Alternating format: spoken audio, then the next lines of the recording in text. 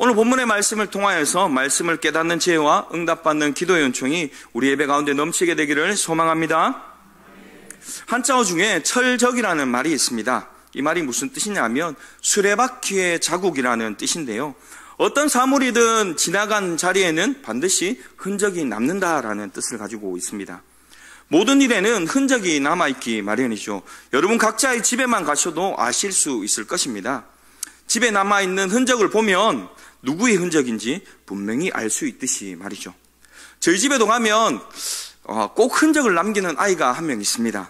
먹고 나면 꼭 그 자리에 그것이 남아있다는 것이죠. 먹으면 꼭 그 과자의 부스러기라든지 과자의 봉지가 그대로 남아있는 아이가 있습니다. 아무리 얘기를 해도 그 흔적이 지워지지는 않더라고요. 또 몸을 다쳤다가 치료했을 때에 우리 몸에는 치료의 흔적이 남아 있습니다. 여러분에게도 그런 흔적들 하나씩은 다 가지고 있지 않으신가요? 저에게도 그런 흔적이 있습니다. 여러분 국자 아시죠? 네, 우리 국을 떠는 국자. 이 국자를 가지고 우리 흔히 예전에는 달고나라고도 하고요. 또 쪽자라고 하기도 하고요. 이 각자의 동네에서 부르는 명칭이 다들 있습니다. 저는 어릴 때에 이 국자를 참 많이 했었어요. 좋아했었습니다. 이 달고나를 만드는 것을 좋아했는데 이 국자에다가 설탕을 한 스푼, 두 스푼 넣고 그 다음에 어떻게 하죠? 네, 그냥 저으면 안 되죠. 연탄불에 대고 이렇게 저어야 이 설탕이 녹잖아요. 그죠? 이 설탕이 녹고 나면 좀 어느 정도 녹고 나면 갈색으로 변할 때 어떻게 합니까? 소다를 조금 이렇게 딱 넣습니다. 너무 많이 넣으면 이게 써지잖아요. 그러다 보면 조금 넣으면 이 설탕이 부풀어 오릅니다. 그러면 이것을 다시 스댕 오봉에, 스댕 오봉 하면 못 알아들으실 수도 있죠. 스테인레스 쟁반에다가 탁탁 이렇게 털어가지고 어떻게 합니까? 떨어뜨려서 이렇게 눌림판으로 누릅니다. 그리고 여기에 뭐 별 모양이라든지 우산 모양, 공룡 모양, 여러 가지 모양을 이렇게 찍어내죠. 그리고 앞정이 아니라 앞핀으로 이렇게 찍어가지고 요것을 모양을 본떠서 이렇게 성공을 하면 한 개 더 할 수 있는 기회가 생기잖아요. 그렇게 해서 이것을 만들어 먹던 기억이 있습니다. 그런데 저는 어린 시절에 이 국자를 이렇게 만들면서 빨리 먹고 싶은 마음에 이 설탕이 녹고 이 소다를 넣고 난 다음에 빨리 식히려고 어떻게 했냐면 이 국자를 이렇게 빙빙 돌렸어요. 빨리 식으라고. 그런데 이 국자에 있던 이 녹았던 설탕이 제 손등에 탁 하고 떨어진 겁니다. 어린 나이에 얼마나 뜨거웠겠습니까? 그런데 그때 그 흔적이 여기 상처가 있거든요. 화상 자국이 조금 남아 있어요. 지금 많이 지워졌지만 그때 떨어졌던 이 화상 자국이 남아 있습니다. 여러분에게도 이런 흔적들, 상처들이 남아 있지는 않은가요? 이야기하려면 얼마나 많이 있겠습니까? 저도 이 어린 시절에 있었던 이 흔적에 대한 이야기들, 제 몸에 여러 가지 상처들이 많이 있거든요. 그 상처에 대해서 다 이야기하자면 오늘 밤을 새도 다 못할 것 같습니다. 그래서 여러분 집에 갈 수 없기 때문에 흔적에 가는 이야기는 여기까지만 하겠습니다. 이렇게 흉터와 상처는 그 사람이 지난날에 어떤 일을 겪었고 또 어떻게 살아왔는지를 어렴풋하게 우리에게 보여줍니다. 꼭 상처가 아니라도 그 사람 손에 박혀있는 굳은 살이라든지 얼굴에 깊이 패여있는 주름이라든지 그것을 보면 그 사람이 어떤 인생의 여정을 살아왔는지를 우리가 미루어 짐작할 수가 있습니다. 우리의 얼굴과 몸에 새겨진 세월의 흔적들은 우리가 겪어온 세월의 깊이를 말해주고 그리고 아픔과 상처, 눈물과 겪은 일들을 그대로 반영하고 있기 때문이죠. 여러분 지금까지 고되고 험한 세월을 겪으면서도 아주 무너지지 않고 오늘 이 자리에 나와 예배할 수 있게 달려온 자기 자신에게 한번 이렇게 스스로를 격려해 보았으면 좋겠습니다. 자신의 이름을 부르면서요. 하연아 여기까지 오느라 참 고생 많았다. 해보세요. 제 이름을 부르지 마시고 여러분 각자의 이름 여기까지 오시느라 고생했는데 각자의 이름을 제 이름 부르지 마시고요. 각자의 이름을 부르시면서 그래 참 고생 많았다 수고했어 라고 스스로에게 한번 격려해 주시기 바랍니다. 하연아 여기까지 오느라 참 고생 많았다 수고했어. 네. 지금 우리가 우리 자신에게 수고했다고 자신을 격려하고 또 고생했다고 이야기했습니다. 그런데 이것으로 끝나지 않고 하나님께서 이 예배를 통해 우리의 삶을 위로하시고 또 우리 인생 전체를 들어 사용하시기에 우리를 회복시키시고 다시 일어나 부르신 소명과 사명을 쫓아 살아갈 수 있도록 오늘 이 밤에 새 힘과 새 능력 부어주실 줄로 믿습니다. 자, 이제 다시 본문으로 돌아가 볼까 합니다. 오늘 사도 바울은 본문 마지막에 끝인사를 하며 좀 생뚱맞게 이런 말을 합니다. 우리 본문 17절 말씀을 함께 읽도록 하겠습니다. 17절 말씀 함께 보시겠습니다. 이후로는 누구든지 나를 괴롭게 하지 말라. 내가 내 몸에 예수의 흔적을 지니고 있노라. 아멘. 바울은 자신의 몸에 예수의 흔적이 새겨져 있다고 말하고 있습니다. 여기서 예수의 흔적은 어떤 흔적을 말하는 것일까요? 사실 예수님의 몸은 상처투성이었습니다. 성한 곳이 하나도 없었어요. 머리에는 가시관을 쓰셨고요, 옆구리에는 굵은 창자국이 나 있습니다. 그리고 손과 발에는 선명한 못자국이 새겨져 있고요. 그리고 예수님의 등은 채찍에 맞아서 살점이 뚝뚝 떨어져 나갔고 너덜너덜해지고 말았습니다. 누구 때문에 당한 상처일까요? 누구 때문에 당한 아픔일까요? 바로 저와 여러분 때문입니다. 우리 죄가 만든 상처의 흔적들, 그것들입니다. 그런데 예수님의 몸뿐만이 아니라 예수님의 마음도 상처투성이었습니다. 그렇게 예수님께 은혜를 입고 호산나 호산나 외치던 무리들이 한순간에 등을 돌려버리고 말았던 것이죠. 예수님을 십자가에 못 박아라 라고 소리쳤습니다. 또 어땠습니까? 예수님, 오늘 큰 은혜 받았습니다. 말씀에 너무 큰 은혜를 받았고 도전을 받았습니다. 예수님의 말씀대로 제가 끝까지 살아가겠습니다. 예수님께서 부어주신 그 은혜를 제가 잃어버리지 않고 끝까지 이러한 삶을 살아내겠습니다 라고 입에 발린 소리를 하던 제자들과 무리들이 언제 그랬냐는 듯이 등을 돌려버리고 말았던 것이죠. 손바닥 뒤집듯이 그들이 태도를 바꿔버리고 말았습니다. 이처럼 100번 은혜 받았다고 좋아하다가도 사소한 한 가지 때문에 토라져서 싸늘하게 등 돌려버리는 것이 인간의 타락한 죄성입니다. 은혜 받아 예수님을 쫓던 이들 중에는 예수님을 못 박아 죽이라고 소리치는 사람도 있었습니다. 예수님만 버려두고 도망쳐버리는 제자들도 있었고요. 또 어떻습니까? 심지어는 나는 예수를 절대로 모른다고 3번씩이나 부인하고 저주했던 제자도 있지 않습니까? 이런 모습을 지켜보시는 우리 예수님의 마음이 어땠을까요? 천갈래 만갈래로 찢어지듯 아프셨을 겁니다. 예수님의 등짝이 모진 채찍질로 너덜너덜해진 것처럼 예수님의 마음 또한 상처와 배신감으로 너덜너덜해지고 말았습니다. 예수님의 마음은 상할 대로 상하시고 찢어질 대로 찢어졌습니다. 그런데 그럼에도 불구하고 말할 수 없는 배신감과 상처와 실망감을 그 가슴에 품고 우리 예수님께서 어떻게 하십니까? 우리의 죄를 짊어지시고 골고다 언덕길로 올라가셨습니다. 왜일까요? 저와 여러분 때문입니다. 그런데 오늘 본문에서 사도 바울은 자신의 몸에 이런 예수의 흔적을 지니고 있다라고 말하고 있습니다. 어떻게 이렇게 말할 수 있는 것일까요? 사도 바울은 예수님이 당하신 아픔과 상처를 똑같이 경험했기 때문에 이렇게 말할 수 있었습니다. 그 아픔과 상처를 고린도후서 11장 23절에서 27절의 말씀을 통해 이렇게 말하고 있는데요. 그들이 그리스도의 일꾼이냐 정신없는 말을 하거니와 나는 더욱 그러하도다. 내가 수고를 넘치도록 하고 옥에 갇히기도 더 많이 하고 매도 수없이 맞고 여러 번 죽을 뻔하였으니 유대인들에게 40에서 하나 감한매를 5번 맞았으며 3번 태장으로 맞고 1번 돌로 맞고 3번 파선하여 일주일을 깊은 바다에서 지냈으며 여러 번 여행하면서 강의 위험과 강도의 위험과 동족의 위험과 이방인의 위험과 시내의 위험과 광야의 위험과 바다의 위험과 거짓 형제 중에 위험을 당하고 또 수고하며 애쓰고 여러 번 자지 못하고 줄이며 목마르고 여러 번 굶고 춥고 헐벗었노라. 그렇습니다. 바울은 힘에 지나도록 복음을 위해 수고와 헌신을 아끼지 않았습니다.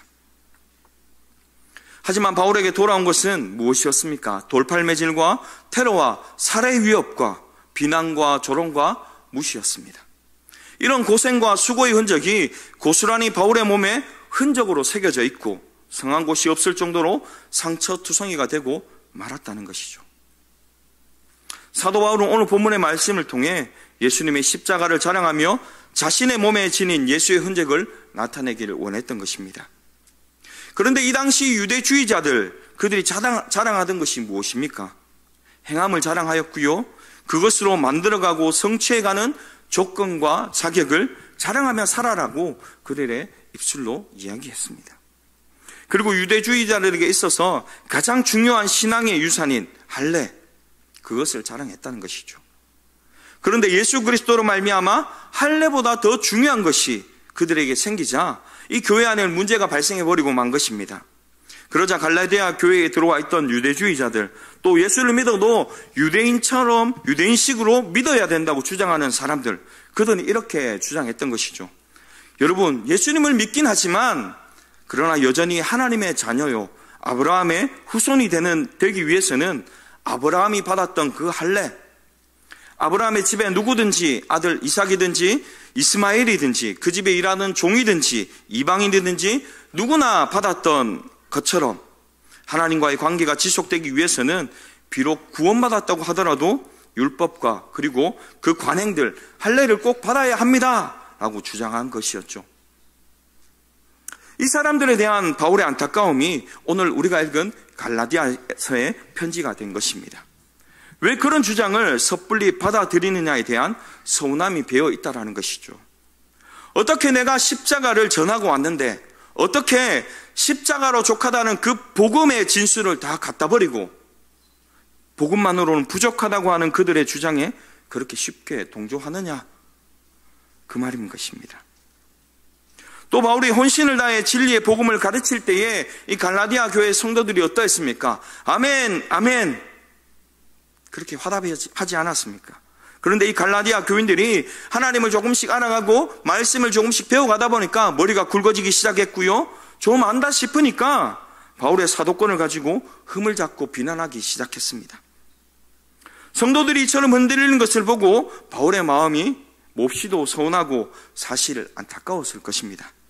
하지만 이 안타까운 마음보다 더 안타까운 것이 있었다면 그 자신이 무슨 오해를 받거나 그 자신이 사람들로부터 저평가를 받는 것에 대한 안타까움보다 복음의 가치, 십자가의 가치를 놓치는 것이 더 안타까웠을 것입니다. 이 사실이 얼마나 안타까웠으면 사도 바울은 갈라디아서 5장에서 너무나도 거칠게 이들을 향해서 표현을 합니다. 어떻게 표현하느냐 하면, 그렇게 할례를 받고 싶으면 아예 스스로 배워버려라, 거세해버려라 라고까지 말하고 있습니다. 이게 보통 누구에게나 할 수 있는 이야기는 아니지 않습니까? 어쩌면 할례 받는 모든 사람들에 대한 모욕이기도 하지 않겠습니까? 그럼에도 불구하고 얼마나 안타까웠으면 이렇게 거침없이 말해버린 것일까요? 그러니 바울이 그 마음의 상처와 고통이 너무 커서 갈라디아서 마지막 끝인사에 이르러서 자신의 속내를 이야기하며 이렇게 항변한 것입니다. 우리 본문 17절 말씀을 한 번 더 읽어보시겠습니다. 이후로는 누구든지 나를 괴롭게 하지 말라. 내가 내 몸에 예수의 흔적을 지니고 있노라. 아멘. 너희들은 너희 몸에 새겨진 할례의 흔적을 자랑하느냐? 그 할례의 흔적이 너희들이 구원받은 백성의 표징이라고, 흔적이라고 자랑하고 있느냐? 할례든 무할례든 그것은 아무것도 아니다. 진짜 중요한 것은 예수의 흔적을 지니고 있느냐 없느냐 하는 것이다. 나는 너희들이 가지지 못한 예수의 흔적을 내 몸에 지니고 있다. 이것이 사도 바울의 항변이었다는 것이죠. 여기서 사도 바울이 말하는 흔적은 또 무엇일까요? 헬라어로는 스티그마라고 하고요, 히브리어로는 네쿠다라고 합니다. 이게 이제 뜻이 나오네요. 상처 입은 피부가 치유되면서 자연스럽게 피부에 남게 되는 자국을 이야기합니다. 또 바울이 사역하던 그 당시에는 좀 특별한 의미로 이렇게 표현되기도 했는데요. 노예들의 몸에 주인이 찍은 특별한 문양, 그러니까 노예라고 낙인을 찍어버리는 그 문양을 갖다가 스티그마 네쿠다라고 표현을 했습니다. 이것이 어떤 의미이든 바울은 자신에게 있는 이 흔적을 자랑스럽게 여겼다는 것입니다. 상처 후에 남게 된 자국이라고 한다면 그가 자신의 십자가를 지고 죽었다는 것을 의미할 것입니다. 이제는 과거에 자신은 없고 오직 예수 그리스도의 사도로서, 예수 그리스도의 노예로서의 바울만 있음을 나타낼 것이기 때문이죠. 또 다른 의미라고 한다면 주인이신 예수님께 메인 종으로서의 바울, 자신에 대한 고백으로 생각해 볼 수 있을 것입니다. 더 이상 바울은 자신의 욕심이나 생각으로 살지 않고 예수님을 주인으로 모시는 믿음 안에서 살아가는 사람임을 나타낼 것이기 때문이죠. 그래서 바울은 편지를 쓸 때 자주 이렇게 표현을 합니다. 예수 그리스도의 종된 나 바울은이라고 이 편지를 시작하더라는 것이죠. 이게 무슨 말이냐? 나는 예수의 낙인이 찍힌 예수의 노예라는 고백입니다. 바울은 예수의 노예가 된 것을 자랑스러워했습니다. 예수의 노예로 낙인이 찍혀 예수를 위해 살다가 예수를 위해 죽는 것을 그의 삶의 최고의 영광으로 여겼다라는 것이죠. 그런데 여러분 아시다시피 낙인 찍힌 노예는 자기 뜻대로 자기 마음대로 살아갈 수가 없어요. 오직 주인의 뜻대로 주인이 원하는 대로만 살아가야 합니다. 그런데 사도 바울이 자신의 주인은 예수님이고 자신은 예수님의 낙인 찍힌 노예라고 고백하고 있다는 것이죠. 일반적으로 사람들은 매인 것이 풀어질 때에, 매인 것이 없어질 때에 자유롭다라고 생각을 합니다. 그런데 사도 바울은 하나님께 매이는 것이 십자가를 자랑하는 이유고 바로 이 매임으로 인해서 예수 그리스도의 종되는 삶에 그리스도인의 참 자유가 있다라고 우리에게 말해주고 있다는 것이죠. 여러분 하늘을 높이 날고 싶었던 한 연이 있었습니다. 제 발음이 이상하지 않았죠? 오해하지 마시기 바랍니다. 연 날리기 할 때 연을 말하는 것입니다. 제가 계속해서 이 연에 대해서 이야기를 할 텐데 오해하지 마시고 들으시기 바랍니다. 그런데 이 연이 더 높이 날고 싶어서 몸을 쭉쭉 뻗어 펼칠 때면 항상 실이 자신을 잡아 끌어당기고 있었습니다. 그래서 연은 이렇게 생각을 하죠. 이 실만 없으면 내가 더 높이 날아오를 수 있을 텐데, 그래서 저 구름까지도 그리고 저 별까지도 가볼 텐데 라고 생각을 했습니다. 그래서 연은 실이 불편하고 미웠습니다. 그러던 어느 날 연이 이렇게 결심을 합니다. 안 되겠다. 실을 끊어버려야 되겠다. 그리고 결심을 하고 정말로 실을 끊어버리고 말았습니다. 그런데 실을 끊자마자 때마침 강한 바람이 불어옵니다. 그리고 연은 한 번도 오르지 못했던 높은 곳으로 향해 솟아 올라갔던 것이죠. 그리고 기쁜 마음에 와 드디어 자유다라고 외쳤습니다. 그런데 이 연이 어떻게 되었겠습니까? 높이 올라간 연은 얼마 지나지 않아 중심을 못 잡고 땅으로 추락하기 시작했습니다. 그리고는 드디어 깨닫게 되죠. 매임이 없어짐은 자유가 아니라 멸망이구나. 사람들은 매인 것이 없을 때 자유롭다고 착각하지만 사실은 안전한 것에 매여 있을 때 진정한 자유가 있는 것입니다. 선착장에 세워져 있는 배도 육지에 줄로 꽉 매여 있어야 바다에서 안전하고 자유롭지, 매임이 없어지면 이 배는 어떻게 되겠습니까? 방황을 하고 잘못되면 길을 잃어버리게 되어버리고 마는 것입니다. 그래서 사도 바울은 하늘 높이 날고 싶었던 이 연이 실을 끊어버리고 싶어 했던 것처럼 마치 하나님께 속하지 않는 것이 자유로운 삶이라고 착각하고 있는 많은 사람들을 향해 이렇게 말합니다. 하나님께 속하지 않으면 죄의 일에, 육신의 일에 속하게 됩니다. 그렇기에 반드시 하나님께 속한 삶을 살아가십시오. 그리고 예수의 흔적을 가지시기 바랍니다. 라고 말하고 있는 것이죠. 사랑하는 경상교회 성도 여러분, 여러분 안에는 예수의 흔적을 가지고 있습니까? 예수의 노예라는 낙인이 선명하게 새겨져 있습니까? 주님께서 우리 안에 성령으로 인쳐 주셨습니다. 예수의 영이라는 낙인을 쾅쾅 찍어 두셨다는 것이죠. 그렇게 우리는 이제 더 이상 나를 위해 살 수 없고 주를 위해 살고 주를 위해 죽어야 합니다.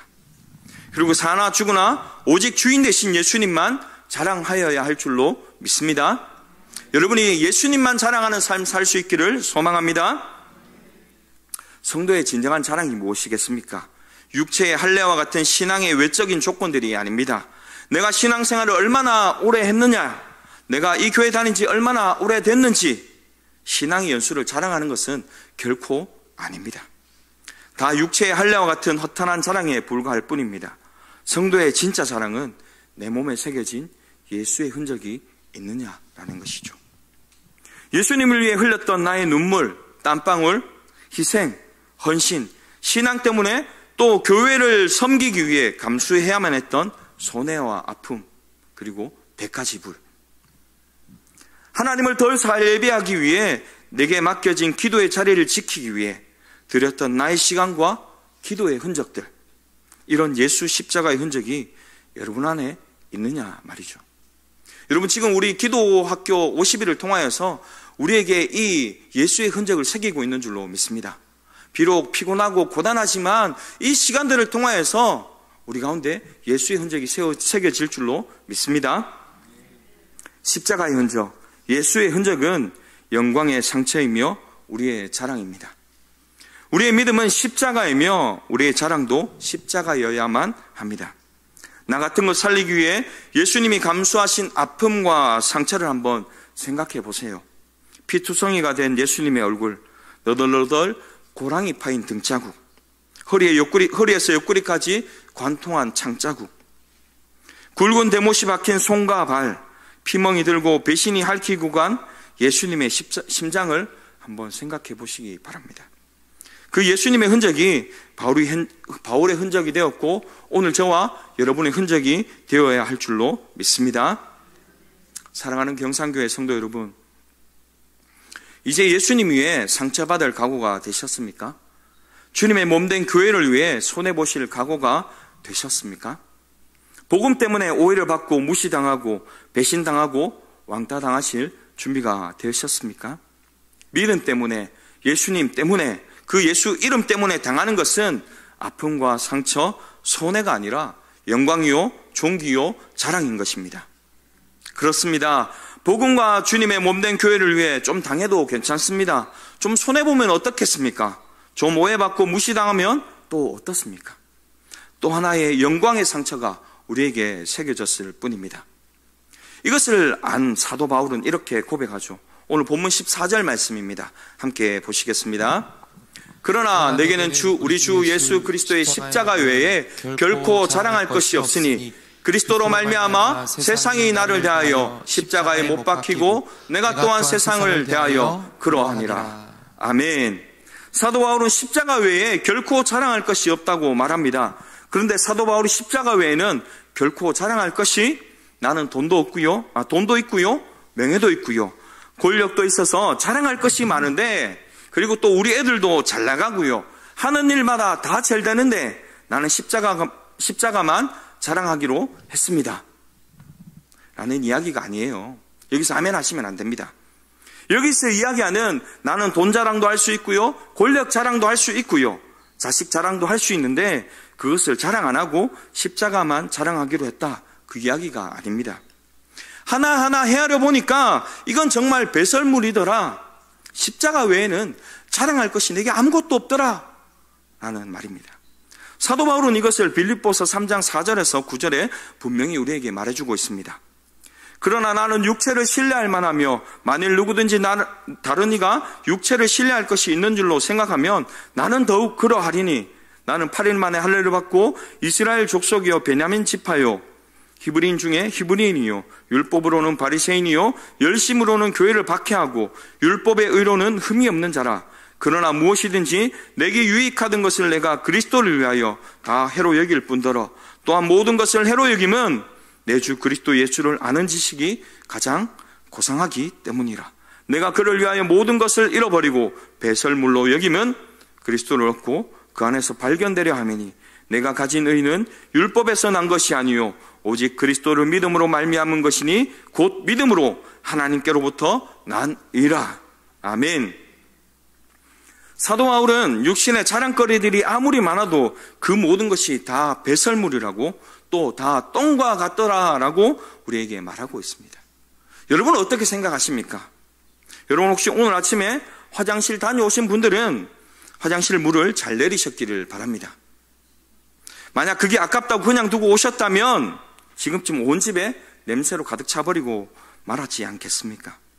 배설물과 같은 것들을 더 달라고 기도하시기보다 그리스도를 얻기 위해 힘쓰시는 저와 여러분 될 수 있기를 소망합니다. 그리하여 사도 바울처럼 예수님의 십자가 외에는 자랑할 것이 없다고 고백할 수 있기를 바랍니다.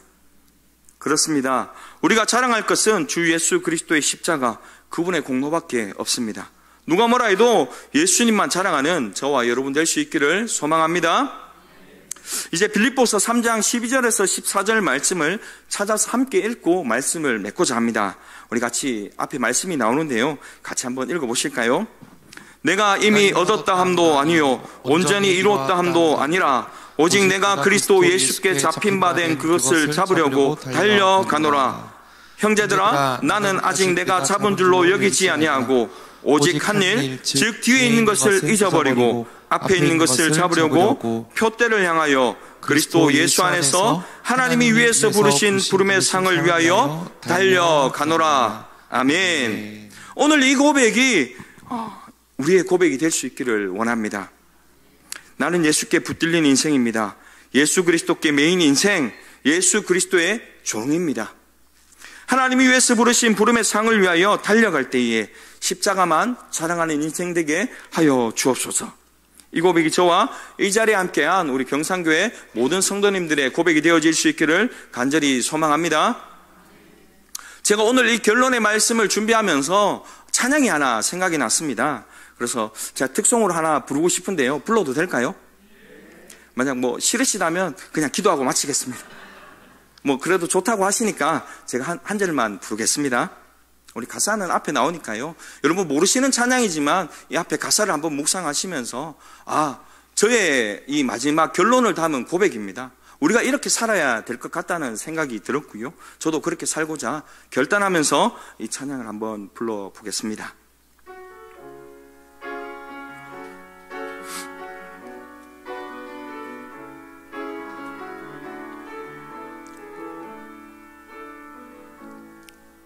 내게 유익하던 것은 다 해로 여기네. 구주를 위하여 모두 다 버리네. 모든 것을 잃어버려도 나 아깝지 않음은 예수를 아는 지식이 가장 고상함이라. 육체를 신뢰하지 않고 겸손한 마음으로 부활의 능력과 고난에 참여하며 그의 죽으심을 본받아 그리스도를 얻고 예수의 안에서 발견되려 함이라. 표대를 향하여 그리스도 예수 안에서 부름의 상을 위하여 달려가노라. 이전에 있는 것은 모두 잊어버리고 앞에 계신 그리스도께로 달려가노라. 율법에서 난 것이 아니 오직 그리스도를 믿는 믿음으로 난 것이라. 표대를 향하여 그리스도 예수 안에서 부름의 상을 위하여 달려가노라. 이전에 있는 것은 모두 잊어버리고 앞에 계신 그리스도께로 달려가노라.